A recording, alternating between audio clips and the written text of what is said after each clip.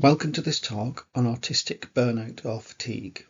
This is delivered by Targeted Education Support Service as part of the World Autism Acceptance Month, April 2025.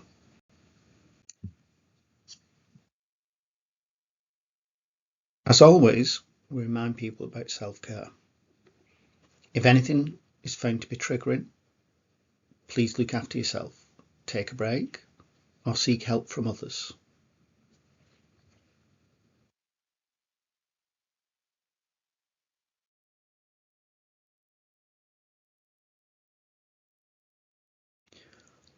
Autistic burnout is described as a syndrome that comes from chronic life stress and a mismatch of expectations and abilities without there being adequate supports in place. As a syndrome, autistic burnout is characterised by pervasive long-term exhaustion, typically more than 3 months. This consists not only of exhaustion, but a lack of function and reduced tolerance to stimulus.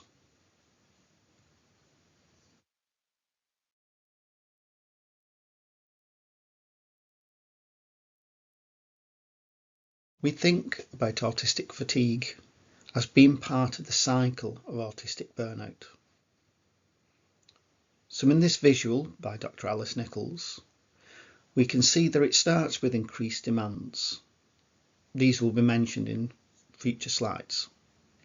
This leads to higher stress levels, and as those stress levels build up, we develop a state of autistic fatigue that leads to burnout. If the individual is successful, they're able to reduce the stress and then go into a period of recovery. But this can then lead to increased demands if the expectations or the ability or the coping strategies exceed what the individual has to draw upon.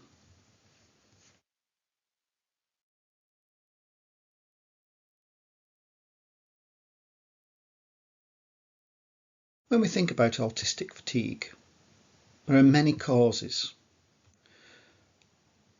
So many autistic individuals put forward some of the things that they find difficult or can lead to autistic fatigue.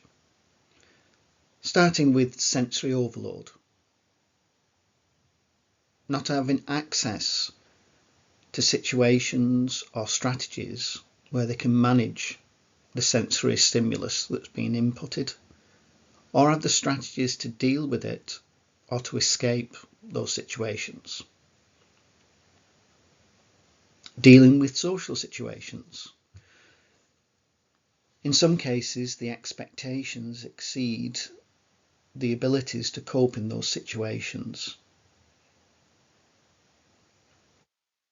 There's also masking or camouflaging their autistic traits. And sometimes this can be exasperated in certain situations, certain environments. And that again has an impact with dealing with social situations. In a number of situations, autistic individuals feel pressured to suppress stimming behaviours, and that goes hand in hand with the pressure that they feel to mask. But there's also that pressure, that sense of not meeting other people's or society's expectations of them. Maybe in their abilities, maybe in how they cope in certain situations, or again leading back to that needing to mask. It can be brought on by changes in routines or in your daily life experiences, such as change of schools, change of job. All those big changes can lead to anxiety. But we have to acknowledge that smaller changes, when we're unable to forecast or have the strategies to deal with unexpected changes can lead to heightened anxiety levels.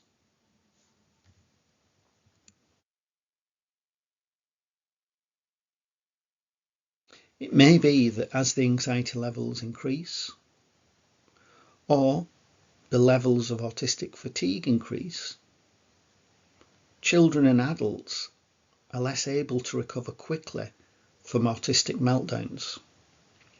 That then compounds that pressure, anxiety levels, and can lead to further fatigue.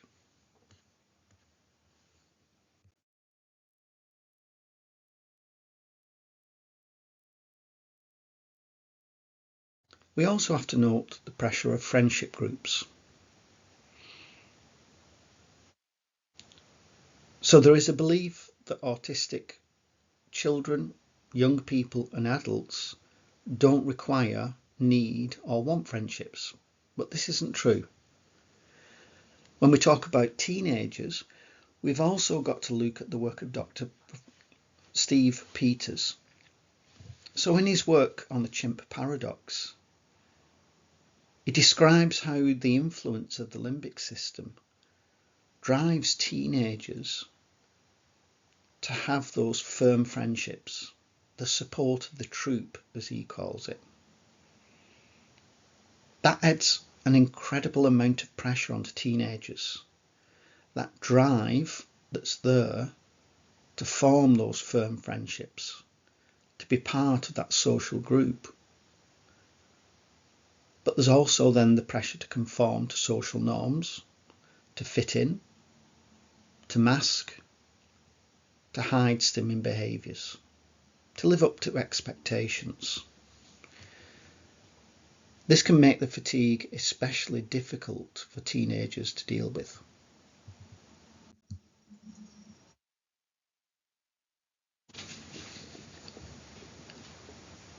As in many cases, we've got to consider the executive functioning skills.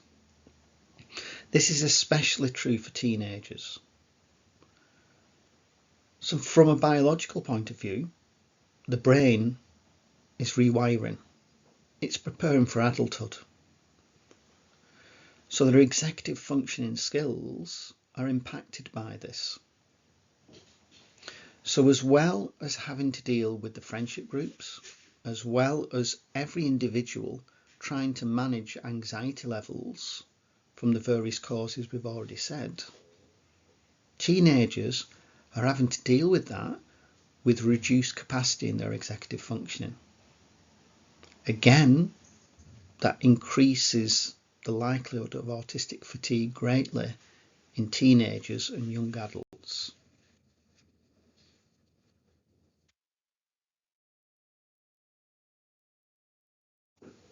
So now we've mentioned about autistic fatigue, let's think about what's said about how these support mechanisms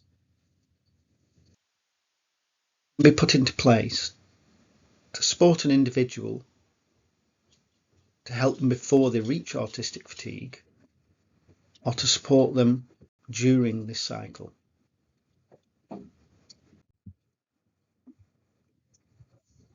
First of all, we think about energy accounting. This will be covered in a further talk all about spoons, beans and pebbles. But the theory is that we use a system to be able to set manageable limits on energy levels. This means an individual can gauge how much energy they have for daily tasks, for changes, for things that they need to step outside of the comfort zone. It means they can set a limit on how much energy they might have in a day or a week. When they estimate how much certain activities drain them, they can work out how much energy they will have for the day.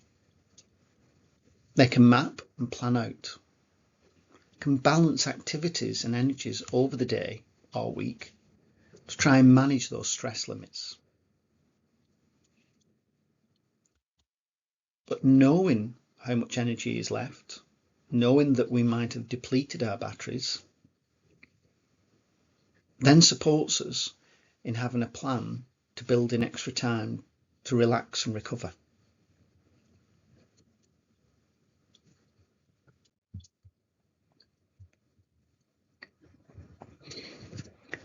So one of the suggestions is to take time off, where possible, for rest and relaxation. This links in to our energy accounting, but also we've got to stress that rest and relaxation are two separate things. And while sometimes we think about resting, we don't always think about the relaxation that we need. The positive strategy to do something to help us to conserve energy. And quite often it's important to note that rest and relaxation might not recharge our batteries. At the best, it might stop us depleting more energy.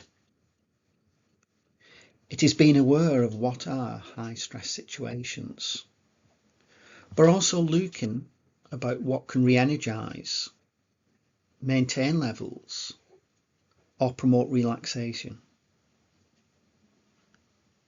And it's important to note that in autistic fatigue, when an individual is highly stressed or is experiencing fatigue, the draw of the special interests isn't as strong.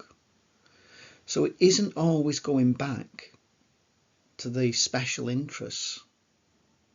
It might be the fact that new strategies, new hobbies, new activities are identified that allow that relaxation.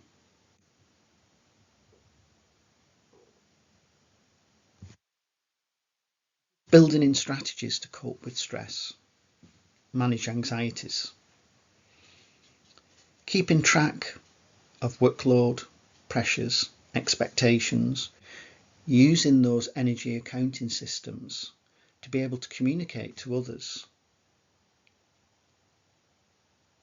to be able to communicate why it's necessary to take that time to relax, or at least not fall any deeper into the energy depletion.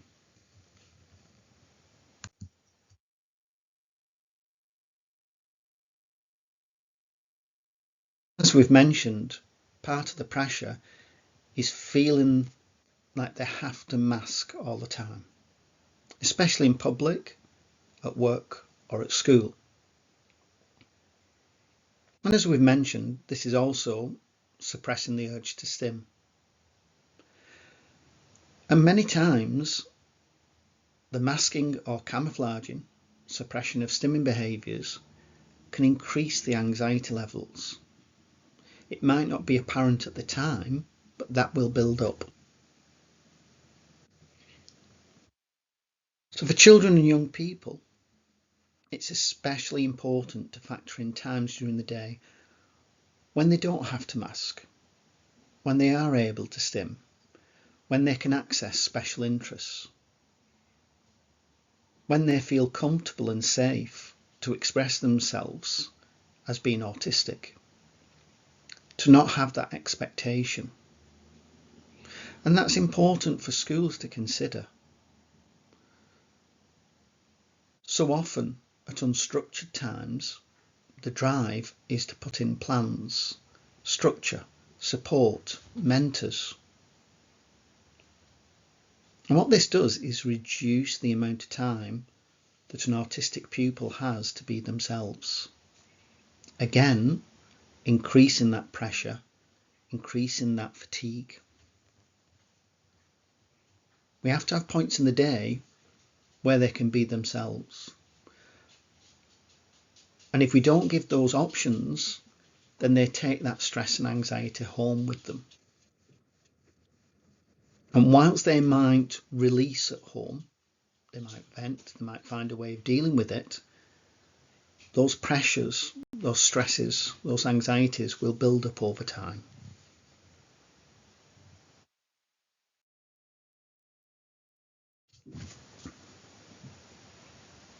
It's also being mindful of demands.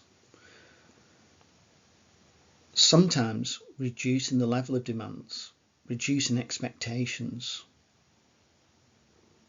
We've mentioned about having times in the day when they don't have to mask. But it's also understanding that all the expectations that are put on can increase the stress levels, and asking what is essential, what needs to happen. So sometimes at home, social demands, interacting with family members and friends can feel overwhelming. And sometimes it's not always the demands themselves. Sometimes it's the fact that those demands are placed when the individual's already entered that fatigue state. So it depletes energy even quicker. We're not saying there's opportunities to remove every demand, but it's that balancing act of understanding what is essential demands, what can be put off, what do we have to do, and what could we adapt, what could we change.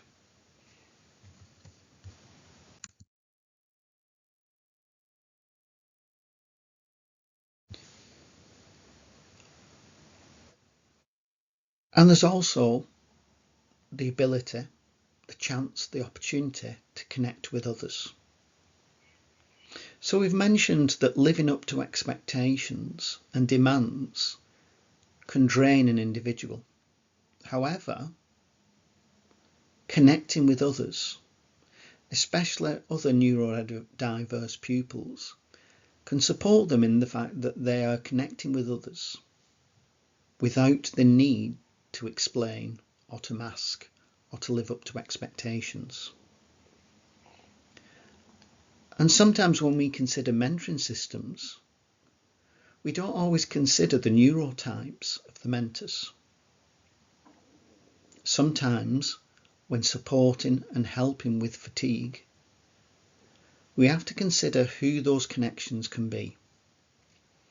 And quite often, pupils can have that special person at home or at school that they've got that firm relationship with, that supports them, where they don't have to explain everything, where they can show them the energy accounting system and it's understood.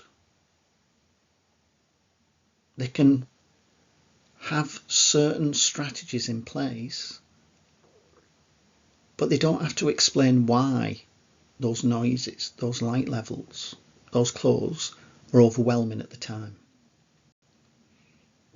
And having individuals who understands, who are able to support, reduces that level of stress.